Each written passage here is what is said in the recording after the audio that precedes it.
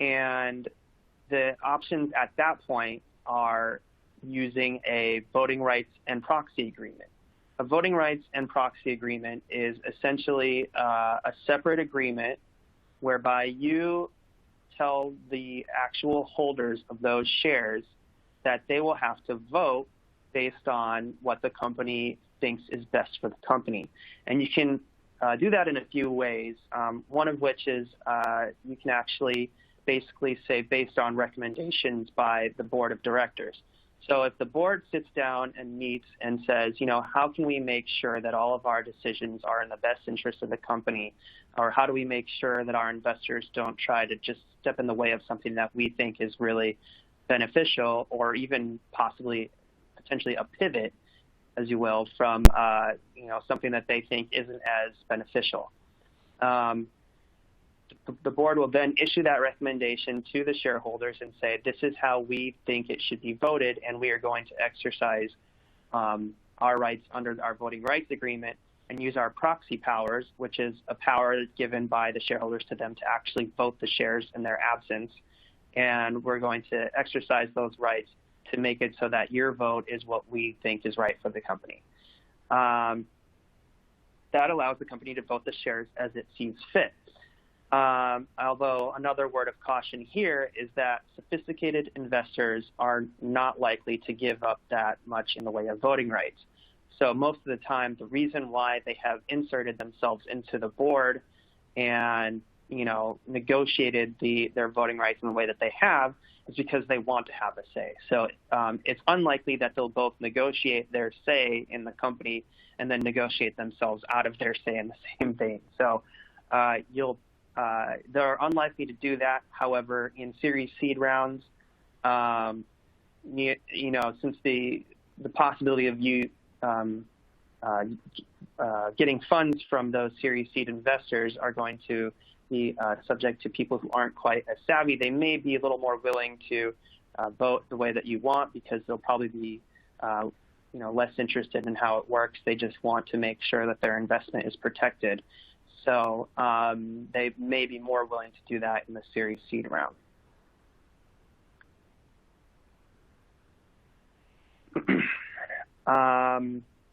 So as I mentioned, Series A investors are the ones who are going to be more likely to require a spot on the board.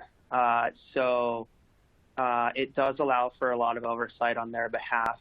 You may actually even see that from Series Seed investors, especially if your Series Seed investors consist of angel investors who are very savvy in their line of work. In Series Seed rounds, you're not likely to see investment from venture capitalists, as they want to see something a little more substantiated in the market. But if you are just about to go live with your product or service and you're talking to angel investors, they might say, I don't mind investing, but I need to have some oversight. So they also might actually require some board membership in their Series Seed round investment.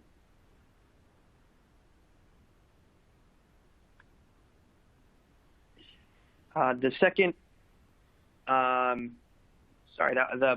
board membership was the second term that they'll likely negotiate, and we just went over that. The third term is the liquidation preference. The liquidation preference is basically in the instance that the company is considering being sold or dissolved, or it's going to be acquired in basically a merger and acquisition. It ensures that preferred investors are paid back first. Now, what does that mean? It seems kind of self-explanatory, but it can get very complicated when you're negotiating this particular term. And initially, it means, obviously, that if the company's sold, if there's plenty of money to go around and their initial investment can be paid back to them, that's great. They'll get paid back first. They'll get all of their money back, and then after that, then you just figure out what's left over, and then you will divide it up amongst the shareholders based on their rights dictated in the certificate or articles of incorporation. However, in the case of a dissolution, that can get a little more complicated, especially if there were multiple rounds of funding.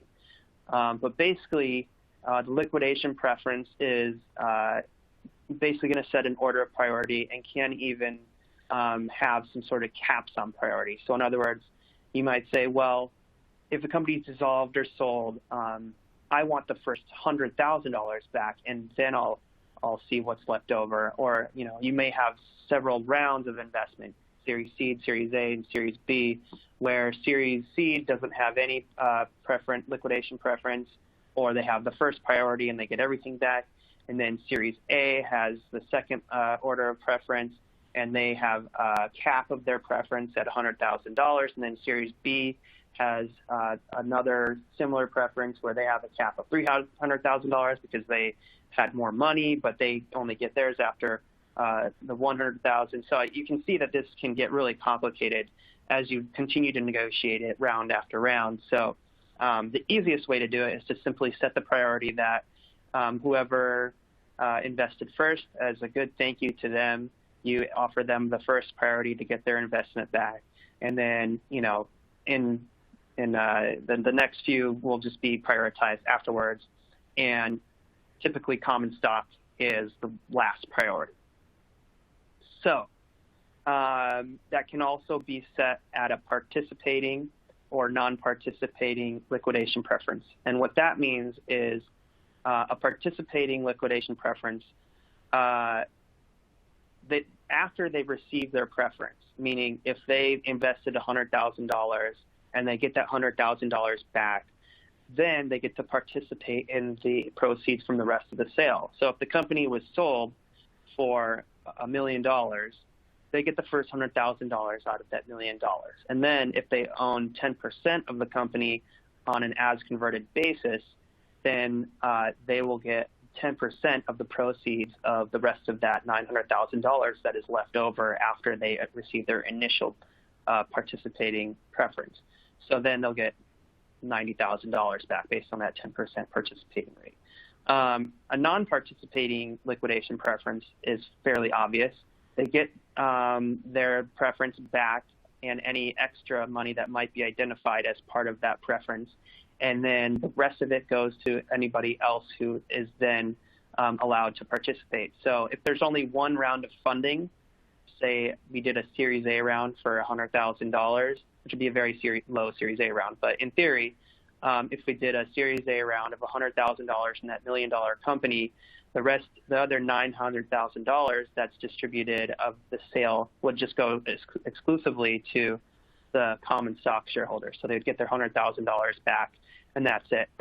So in those scenarios, they would require some other kind of likely preference or likely participation rights or some other kind of incentive to participate, because if all they're getting back is their initial investment, that's not a very attractive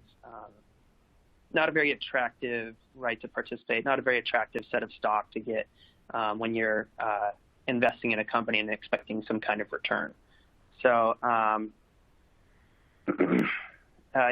so when it's non-participating shares, one incentive that you can do with those types of rounds is you can actually allow for that repayment subject to a multiple. So if they initially invested $100,000, you could say that you receive a liquidation preference of your investment times a multiple, such as 1.5 times your actual initial investment on an as-converted basis.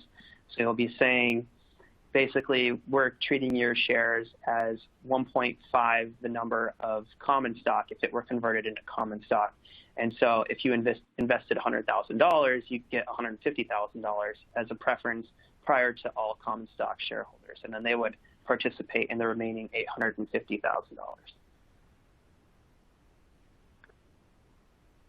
Another term that is an important negotiating tool is the dividend preference.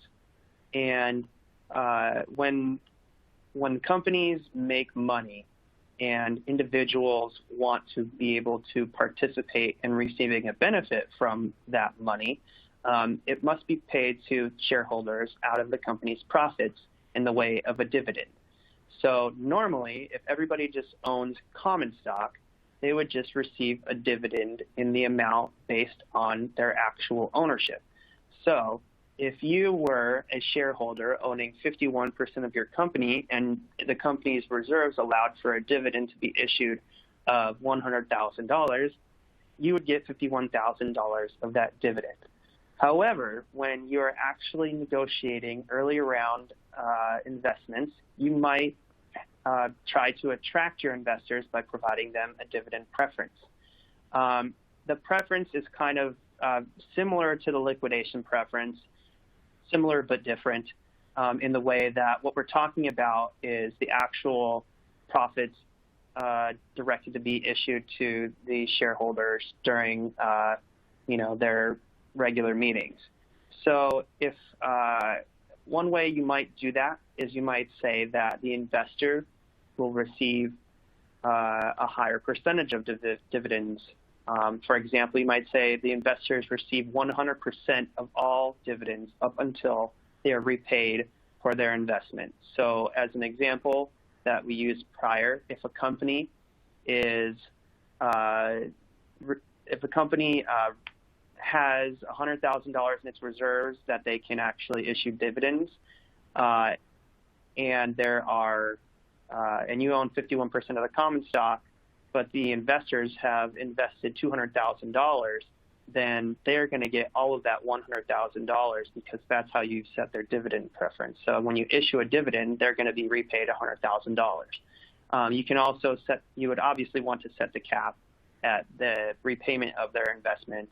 So if they've invested $200,000, if there's another round of dividends that are going to be issued at a later date, and it's another $100,000, then they're completely paid up. And so following that actual round, they will typically only participate on an as-converted basis, where their multiple can come into play too. If the multiple is just 1-to-1, meaning that all of their preferred stock is just converted on a 1-to-1 basis, where if they own 50 shares or 50,000 shares or 5 million shares, they would only be convertible on a 1-to-1 basis. So if they had 5 million shares, they now have what is the equivalent of 5 million common stock. And so if they own half the company, then they get half of all dividends. So if there's 5 million, to sort of spell that out a little better, if there's 5 million shares of common stock and 5 million shares of preferred stock, and they have a 1-to-1 ratio, and they own 50% of the company, so if there's $100,000 issued in dividends, then they would get $50,000 of those dividends.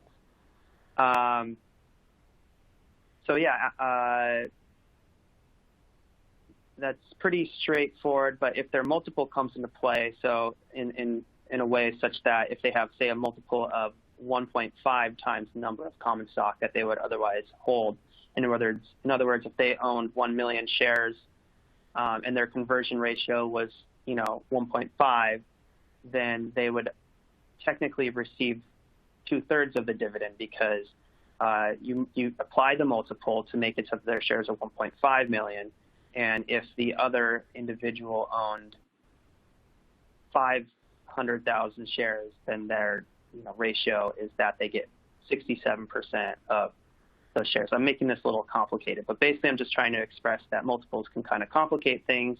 It's easiest to make it just a 1-to-1 ratio, so that way the actual number that you're delivering to them will be pretty straightforward. Another thing that you'll want to really consider after you've actually negotiated the round, you have your lead investor in there, and you're starting to sign documents that are issuing shares, is Form D and Blue Sky compliance. As I mentioned previously, the SEC requires registration of all securities unless you are subject to an exemption. So in this case, the SEC allows you to file a Form D notifying them that you are relying on an exemption from securities registration. And the Form D is one of those processes that are sort of almost a frustratingly difficult process to go through with the SEC. There's a lot of different things that you have to file to be able to make your company able to do that. you must first file a Form ID, which basically identifies the company and it gives them access to what's called the EDGAR system, which is a system that allows you to file your Form D electronically. And that process alone is a little bit cumbersome because you have to also get notarized documents to submit to the SEC. But ultimately, it's setting up a system to allow you to actually submit your Form Ds. And the Form D itself isn't really that cumbersome. It's just getting to the point to be able to submit it can be a little bit frustrating. But it is something that you will have to do so that the SEC doesn't conduct an audit and see that you're not that you haven't registered the securities or properly notified them of your reliance on an exemption. Additionally, most states have their own blue sky laws that require similar notice. For example, California Corporations Code Rule 25102F. That law is basically, it's very similar, if not identical, to the requirements of Rule 506B of the SEC's rules. But basically, it has the same limitations of 35 unaccredited investors and unlimited non-accredited investors. And it's its own filing. So you actually have to submit a 25102 notice, 25102F notice to the state of California. New York has their own blue sky compliance. New York's in particular is one of the more expensive and cumbersome forms of blue sky compliance, but a lot of the consensus out there is that based on the amount of information that it requires and the expense of it, that it is preempted by Regulation D of the SEC rules. And what I mean by that is a lot of people simply choose not to file New York's blue sky compliance because they believe that the rule is superseded by the SEC rules. And so by filing a Form D, it should negate the requirement of filing New York's blue sky compliance. That is not something that has been set in law. It's just a way that many people have been interpreting the way that the interaction of federal rules and state rules should apply.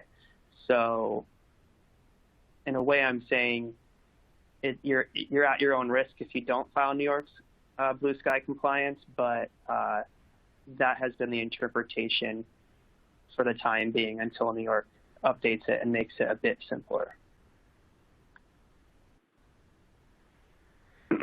My final tips for actually putting together the documents for your Series Seed and Series A documents is, again, it's best to identify your lead investor to negotiate the terms that will ultimately be incorporated into your articles of incorporation.